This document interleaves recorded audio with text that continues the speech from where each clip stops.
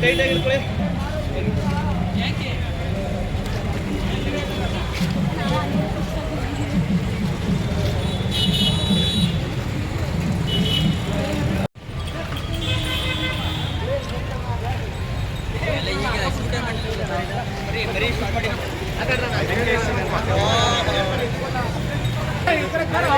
ಇನ್ನೂ ಟೆಂಪಲ್ ಹತ್ರ ಬರೋದು ಕಾರಣ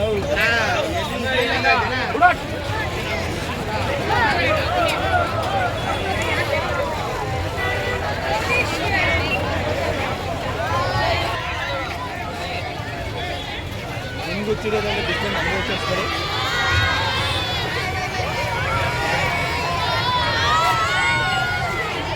ವೇದಿಕೆಯ ಮುಂಭಾಗಕ್ಕೆ ಆಗಮಿಸ್ತಾ ಇರುವಂತಹ ಕರ್ನಾಟಕ ರಾಜ್ಯದ ಉಪಮುಖ್ಯಮಂತ್ರಿಗಳು ಆದಂತಹ ಶ್ರೀಯುತ ಡಿ.ಕೆ. ಶಿವಕುಮಾರ್ ಅವರಿಗೆ ಸ್ವಾಗತವನ್ನು ಕೋರುತ್ತಿದ್ದೇನೆ.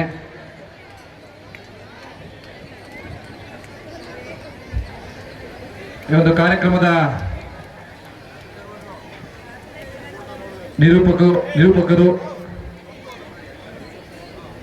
ಆದಷ್ಟು ಬೇಗ ಎಲ್ಲ ವಿದ್ಯಾರ್ಥಿಗಳು ಕೂತ್ಕೋಬೇಕು. ಎಲ್ಲ ವ್ಯಾಪಾರ ಮತ್ತು ಇತರೆ ವ್ಯವಹಾರಗಳಲ್ಲಿ ತಂದೆಗೆ ಜೊತೆಯಾಗುತ್ತಾರೆ.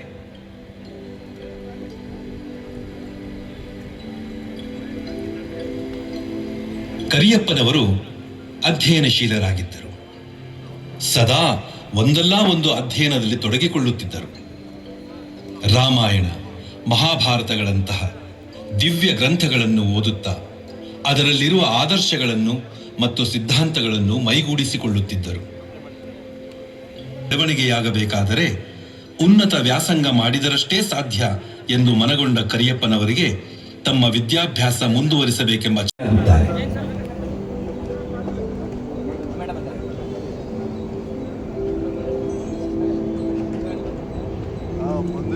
ಕರಿಯಪ್ಪನವರು ಅಧ್ಯಯನಶೀಲರಾಗಿದ್ದರು. ಸದಾ ಒಂದಲ್ಲ ಒಂದು ಅಧ್ಯಯನದಲ್ಲಿ ತೊಡಗಿಕೊಳ್ಳುತ್ತಿದ್ದರು. ರಾಮಾಯಣ, ಮಹಾಭಾರತಗಳಂತಹ ದಿವ್ಯ ಗ್ರಂಥಗಳನ್ನು ಓದುತ್ತಾ ಅದರಲ್ಲಿರುವ ಆದರ್ಶಗಳನ್ನು ಮತ್ತು ಸಿದ್ಧಾಂತಗಳನ್ನು ಮೈಗೂಡಿಸಿಕೊಳ್ಳುತ್ತಿದ್ದರು.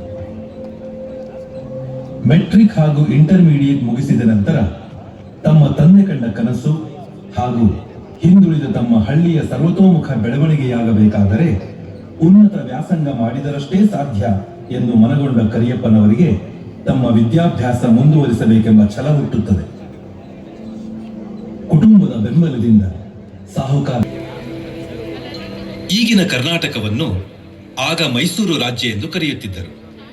ಮೈಸೂರು ರಾಜ್ಯದ ದಕ್ಷಿಣ ಭಾಗದಲ್ಲಿ ಬೆಟ್ಟ ಗುಡ್ಡಗಳಿಂದ ಕೂಡಿದ್ದ ತಮಿಳುನಾಡಿನ ಗಡಿ ಪ್ರದೇಶದ ಸಮೀಪಕ್ಕೆ ಹೊಂದಿಕೊಂಡಂತೆ ಇದ್ದ ಒಂದು ಹಳ್ಳಿ. ಟಿಪ್ಪು ಸುಲ್ತಾನನ ಆಳ್ವಿಕೆಯ ಸಮಯದಲ್ಲಿ ಈ ಹಳ್ಳಿಯನ್ನು ಶಂಷೇದಾಬಾದ್ ಅಥವಾ ರಾಮಸೇರಾಪುರಂ ಎಂದು ಕರೆಯುತ್ತಿದ್ದರು. ಕಾಲ ಕಳೆದಂತೆ ರಾಮನಗರ ಎಂದು ಮರುನಾಮಕರಣವಾಯಿತು.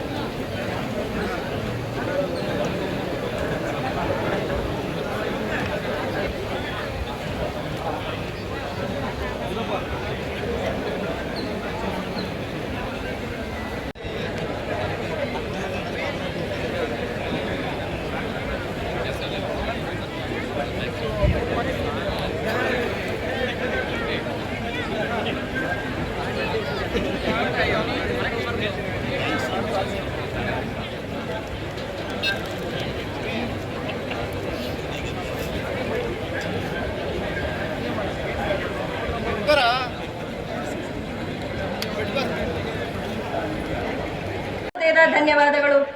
ಸರ್ವರ ಹಿತಕ್ಕಾಗಿ ಸ್ವಸುಖವನ್ನು ವರ್ಜಿಸಿ 50 ಸಂವತ್ಸರ ಸತತ ದುಡಿದು ಮಹಾತ್ಮರಾದ ಪೂಜ್ಯ ಶ್ರೀ ಎಸ್ನೇ ಜನ್ಮದಿನೋತ್ಸವ ಮತ್ತು 45ನೇ ಪುಣ್ಯಸ್ಮರಣೆ ಕಾರ್ಯಕ್ರಮಕ್ಕೆ ತಮ್ಮೆಲ್ಲರಿಗೂ ಆತ್ಮೀಯ ಸ್ವಾಗತ. ಕಾರ್ಯಕ್ರಮವನ್ನು ಪ್ರಾರ್ಥನೆಯ ಮೂಲಕ ಪ್ರಾರಂಭಿಸೋಣ. ಪ್ರಾರ್ಥನೆಯನ್ನು ಮಾಡಲಿ. ಎಲ್ಲರಿಗೂ ನಮಸ್ಕಾರ. ಪೂಜ್ಯ ಎಸ್ ಕರಿಯಪ್ಪ ಅವರ ಪಾದಕಮಲಗಳಿಗೆ ನಮಸ್ಕರಿಸುತ್ತಾ ಕೇವಲ ಈ ಕಾಲೇಜಿನ ಹಳೆಯ ವಿದ್ಯಾರ್ಥಿನಿಯಾಗಿ ಬಹಳ ಸಂತೋಷ ಹೆಮ್ಮೆಯಿಂದ ಕನಕಪುರಕ್ಕೆ ಬಂದಿದ್ದೀನಿ. ಎಲ್ಲ ನಮ್ಮ ಶ್ರೀಯುತ DK ಶಿವಕುಮಾರ್ ಸರ್ ಅವರಿರ್ಬೋದು, ನಮ್ಮನ್ನೆಲ್ಲ ಬೆಳೆಸಿರೋಂಥವ್ರು. ಚಿಕ್ಕ ವಯಸ್ಸಿನಿಂದ ನಾನು ಹೈಸ್ಕೂಲ್ ಇರ್ಬೋದು